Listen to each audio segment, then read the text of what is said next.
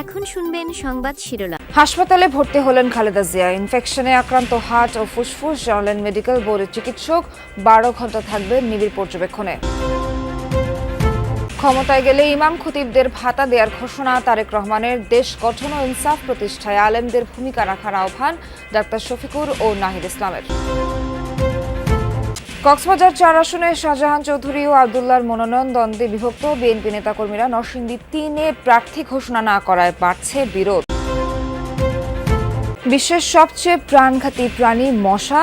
তথ্য African safari. শুধু এডিসের কামড়ে 2 দশকে দেশে 3,500 মানুষের মৃত্যু। প্রান্তিক জনপদে অ্যান্টিবায়োটিকের মাত্রাতিরিক্ত ব্যবহারে কমছে কার্যকারিতা, বাড়ছে মৃত্যু। অভিযোগের তীর হাতুড়ে ডাক্তার ও ওষুধ বিক্রেতাদের দিকে। আসসালামু আলাইকুম। এতক্ষণ দেখছিলেন সংবাদ শিরোনাম, এখন দেখবেন বিস্তারিত। বিএনপি চেয়ারপারসন বেগম খালেদা জিয়ার চেস্টে ইনফেকশন, হার্ট এবং ফুসফুস আক্রান্ত হয়েছে বলে জানিয়েছেন তার জন্য গঠিত মেডিকেল বোর্ড সদস্য অধ্যাপক ডক্টর এফ.এম. সিদ্দিকী। রবিবার রাতে খালেদা জিয়ার শারীরিক অবস্থার সবশেষ তথ্য জানানোর সময় তিনি কথা বলেন। আগামী 12 ঘণ্টা তাকে নিবিড় পর্যবেক্ষণে রাখা হবে বলে জানিয়েছেন তার ব্যক্তিগত চিকিৎসক ডক্টর এজেডএম জাহিদ হোসেন।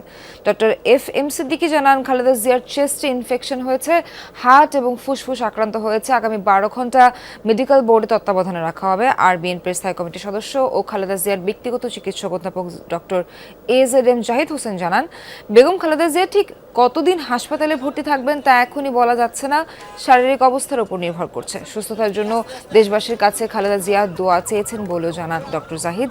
এর আগে সন্ধ্যা 7:30টার দিকে ফিরোজা থেকে এভার কেয়ারের উদ্দেশ্যে রওনা হন খালেদা জিয়া। পরে স্বাস্থ্য পরীক্ষার জন্য তাকে হাসপাতালে ভর্তি করা হয়। এর আগে গত 15 অক্টোবরও হাসপাতালে ভর্তি হয়েছিলেন খালেদা জিয়া। একটি ইনসাফ ভিত্তিক দেশ গঠনে আগামী নির্বাচনে সকল ইমাম খতিব মুয়াজ্জিনদের দোয়া ও সমর্থন চেয়েছেন বিএনপির ভারপ্রাপ্ত চেয়ারম্যান তারেক রহমান। বলেছেন, বিএনপি ক্ষমতায় গেলেই ইমাম মুয়াজ্জিনদের ভাতা প্রদান করা হবে। রাজধানীর চিনমোহরটি সম্মেলন কেন্দ্রে ইমাম খতিব সম্মেলনে যোগ দিয়ে দেশ গঠনে ইমাম মুয়াজ্জিনদের ভূমিকার কথা তুলে ধরেন জামায়াত, এনসিপি সহ বিভিন্ন রাজনৈতিক দলের নেতারা। আশ্বাস দেন তারেক রহমান, রাষ্ট্র পরিচালনায় ইসলামী শরিয়াকে সর্বোচ্চ গুরুত্ব প্রদানের পাশাপাশি ভিন্ন ধর্মের মানুষদের ন্যায্য অধিকার নিশ্চিত করা সহ 7 দফা দাবিতে এই সম্মিলিত ইমাম খতিব জাতীয় সম্মেলন। এতে যোগ দেন রাজধানী সহ দেশের বিভিন্ন জেলা, উপজেলা ও গ্রাম থেকে আসা ইমাম খতিবরা। সম্মেলনে বিগত 16 বছরের আওয়ামী শাসনামলে আলেম ওলামাদের উপর নির্যাতনের কথা তুলে ধরেন বিভিন্ন ইসলামী দলের নেতারা। জঙ্গি নাটক, সাথে ইমামদেরকে বেইজ্জত করা, মুসলমানদেরকে বেইজ্জত করা আর হবে না। সম্মেলনে প্রধান অতিথি হিসাবে অনলাইনে যুক্ত হন বিএনপির ভারপ্রাপ্ত চেয়ারম্যান তারেক রহমান। বলেন, বিগত দীর্ঘ 1.5 দশকের তাবেদারি শাসন ব্যবস্থা প্রমাণ করেছে স্বাধীনতা, সার্বভৌমত্ব রক্ষায় ঐক্যের বিকল্প নেই। মহানবীর ন্যায়পরায়ণতার আদর্শে উজ্জীবিত একটি ইনসাফ ভিত্তিক বাংলাদেশ গড়ার লক্ষ্যে আগামী নির্বাচনে বিএনপি দেশের সকল সম্মানিত ইমাম, খতিব, মুয়াজ্জিন, আলেম ওলেমা, পীর মাশায়েখদের দোয়া এবং সমর্থন চায়। তারেক রহমান বলেন, ইমাম খতিবদের রাষ্ট্র গঠন কাজের বাইরে রেখে দেশের অগ্রগতি সম্ভব নয়। মসজিদ, মাদ্রাসা, ইমাম, মুয়াজ্জিন, মাদ্রাসা শিক্ষার্থীকে রাষ্ট্রীয় অগ্রগতিমূলক কার্যক্রমের বাইরে রেখে দেশে কখনোই টেকসই উন্নয়ন করা সম্ভব নয়। ইমাম মুয়াজ্জিনদের মধ্যে যারা আর্থিক টানাপোড়েনে রয়েছেন তাদেরকে প্রতি মাসে রাষ্ট্রীয় তহবিল থেকে একটি নির্দিষ্ট পরিমাণ সম্মানী ভাতা দেবার ব্যাপারে বিএনপির একটি পরিকল্পনা রয়েছে।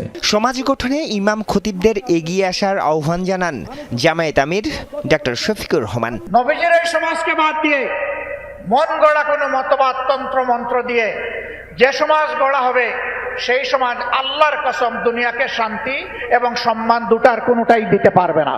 ইনসাফের বাংলাদেশ প্রতিষ্ঠায় আলেমদের সাথে নিয়ে এগিয়ে যাওয়ার কথা বলেন এনসিপি আহ্বায়ক। শুধু আমরা রাষ্ট্র সংস্কারের কথা বলতেছি, কিন্তু যদি আমরা সমাজ সংস্কার না করি, সামাজিক ফ্যাসিবাদ দূর না করি, সাংস্কৃতিক ফ্যাসিবাদ দূর না করি, তাহলে বাংলাদেশকে কিন্তু আমরা নতুন করে গড়তে পারবো না।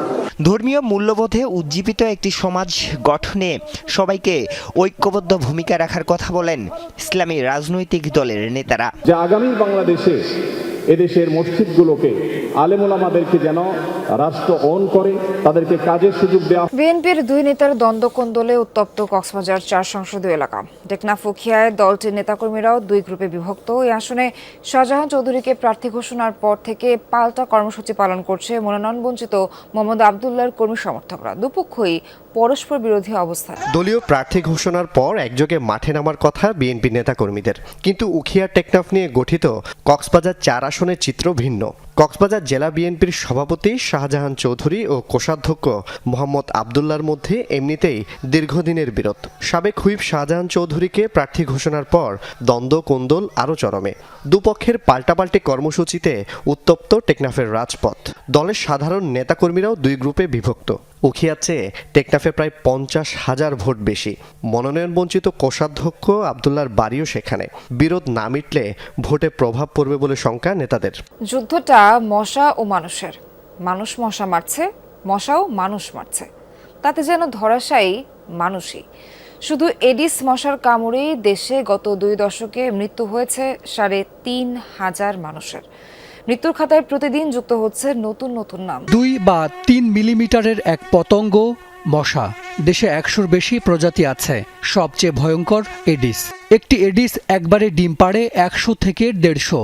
কিছুটা লম্বা আকারের ডিম, মাইক্রোস্কোপ ছাড়া খালি চোখে দেখা কঠিন। প্রকৃতিতে বেঁচে থাকে 1 থেকে 2 বছর। পানির সংস্পর্শ ছাড়া এডিসের ডিম ফোটে না। উপযুক্ত পরিবেশে 2 দিনে ডিম থেকে বের হয় লার্ভা। 5 থেকে 7 দিন লাগে লার্ভা থেকে পিউপা হতে। একই সময় পর পিউপা থেকে হয় পূর্ণাঙ্গ মশা। একটি মশা বাঁচে 15 থেকে 40 দিন। নারীর তুলনায় পুরুষ মশা কম বাঁচে। পুরুষ মশা কামড়ায় না। মশার খাবার ফল ও ফুলের রস। ডিম পাড়ার আগে প্রোটিন ও আয়রন পেতে রক্ত খায় শুধু নারী মশা। মশা থেকে ছড়ায় 8টি রোগ: dengue, chikungunya, Zika, malaria, yellow fever, West Nile, filariasis ও জাপানি এনকেফালাইটিস। মশা কামড় দিলেই রোগ হয় না, বহন করতে হয় সেই রোগের জীবাণু। আক্রান্ত ব্যক্তির শরীর থেকেও জীবাণু পায় মশা। আবার জীবাণুবাহী মশার কামড় থেকেও জীবাণু যায় মানবদেহে, যা সুপ্ত থাকে 3 থেকে 5 দিন। আচ্ছা, পৃথিবীর সবচেয়ে প্রাণঘাতী প্রাণী কি? বাঘ, সিংহ, হায়েনা বা সাপ? কোনোটিই না। আফ্রিকা সাফারিজের করা 20টি প্রাণঘাতী প্রাণীর তালিকায় প্রথম নামটি মশা। বিশ্বজুড়ে বছরে 7 থেকে 10 লাখ মানুষ মারা যায় মশার কামড়ে। অথচ মানুষ মশার চেয়ে 400 গুণ বড় আর ওজনে 30 লাখ গুণ ভারী। তবুও মানুষ যেন অসহায় ছোট্ট এই পতঙ্গের কাছে। আর বাংলাদেশেও এই মশার কামড়ে এবছর মারা গেছে 350 জনের বেশি। 2023 সালে এক বছরেই সর্বোচ্চ 1700 জনের মৃত্যু হয়। বিজ্ঞান আর গবেষণায় মানুষ অনেক এগিয়ে গেলেও মশার কামড়ে মৃত্যু থামানো যাচ্ছে না। পৃথিবীতে আর কোনো পতঙ্গ নেই যে এত বেশি রোগ ছড়ায় একসাথে।